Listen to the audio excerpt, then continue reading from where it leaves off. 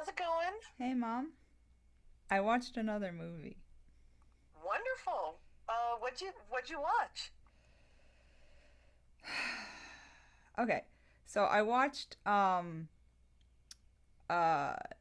Gone with the Wind. Oh, wow. Yeah, like That a is so epic. yes. It took 2 days. We watched like the first half one day and the second half another day. It it was massive and sweeping in scope. I mean, it's just so interesting. All the characters in and the whole backdrop, and to think that's not CGI. No, like That's that fire. I was so real impressed by the sets. fire in that one scene. And like there's a bunch of sequences that were very impressive filmmaking because none of that's fake. Right, right. I can see why it was such a groundbreaking film because there are some things I'm like, that was done in the 30s? The 30s?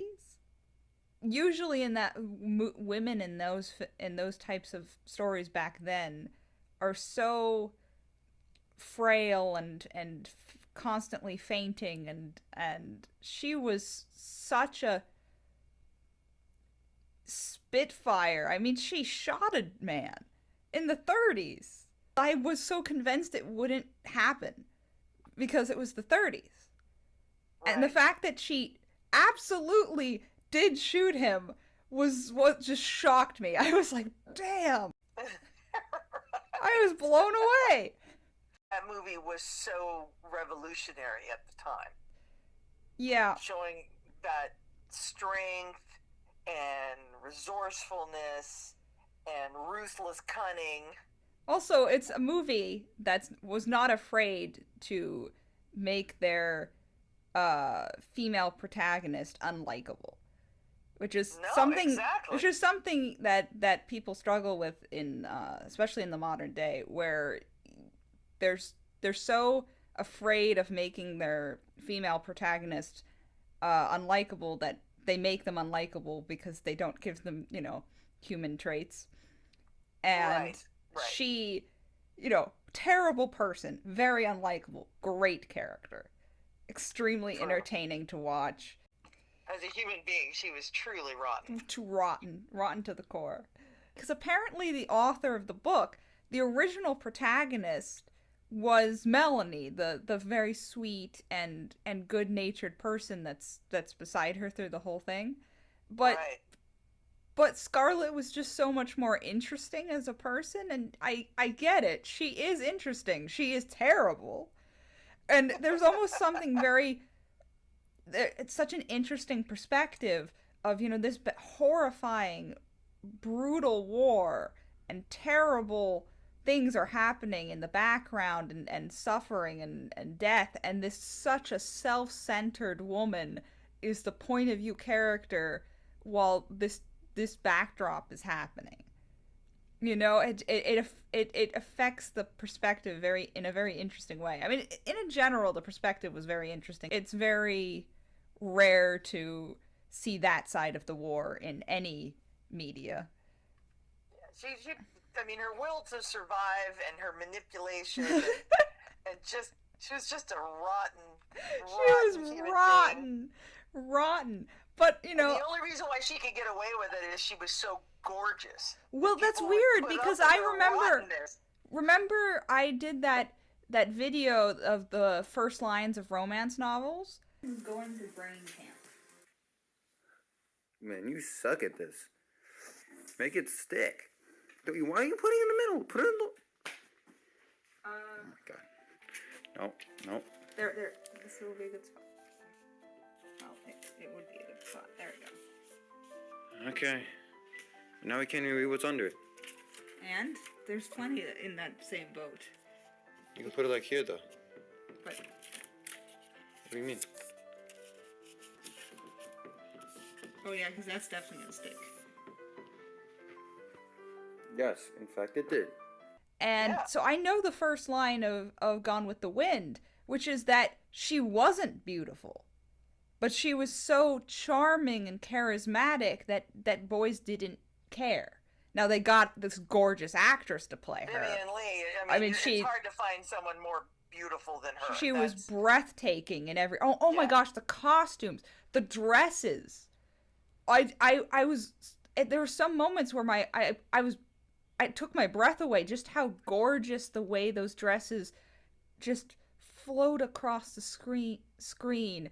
And when she's running in her white dress through the countryside, and you're just it's breathtaking.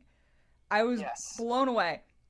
Which leads me to, you remember the green dress that she makes with curtains?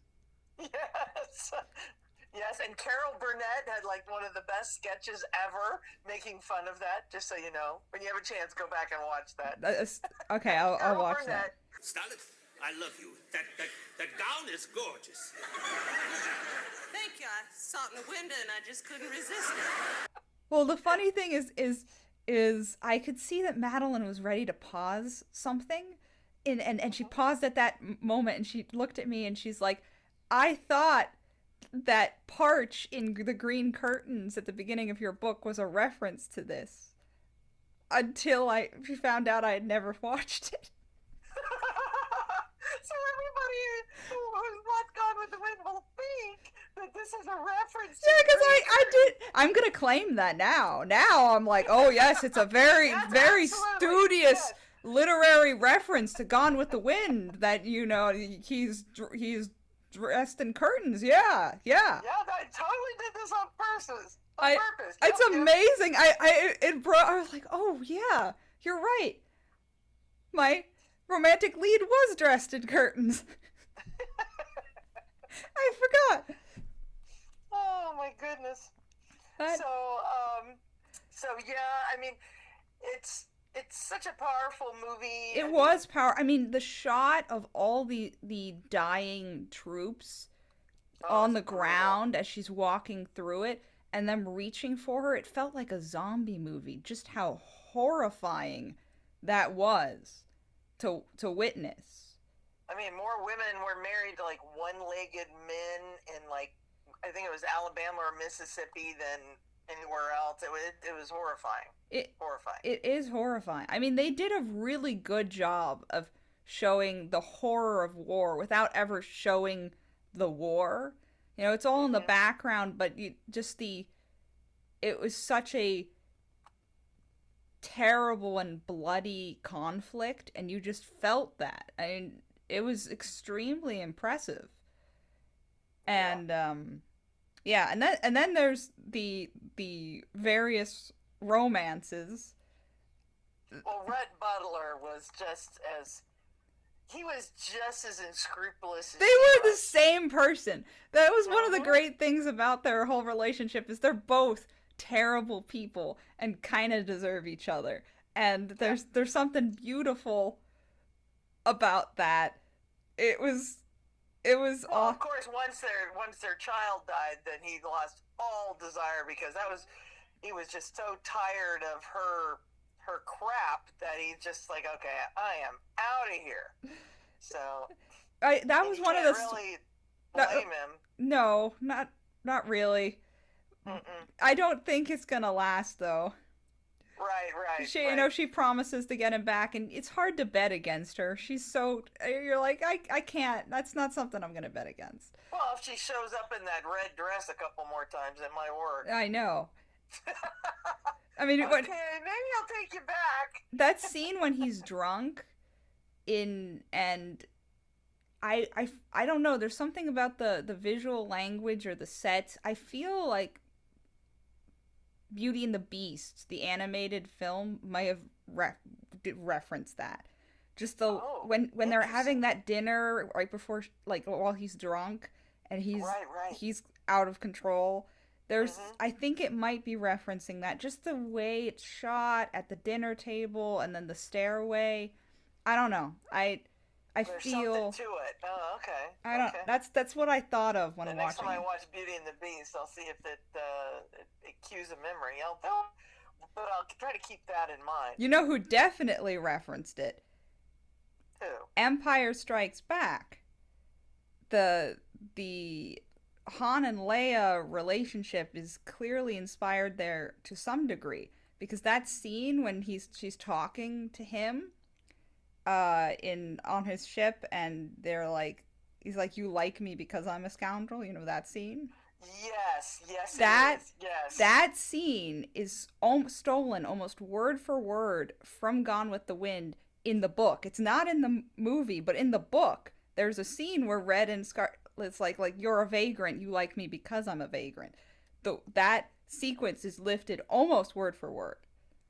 Wow. I didn't realize I didn't know that, that. but Maddie's read Gone with the Wind, and she was like, when I read that part of the book, I was like, oh my god. Well, you know, Empire Strike Back's our favorite movie, so, you know. So, yeah, of course she immediately recognized the dialogue Like, DNA.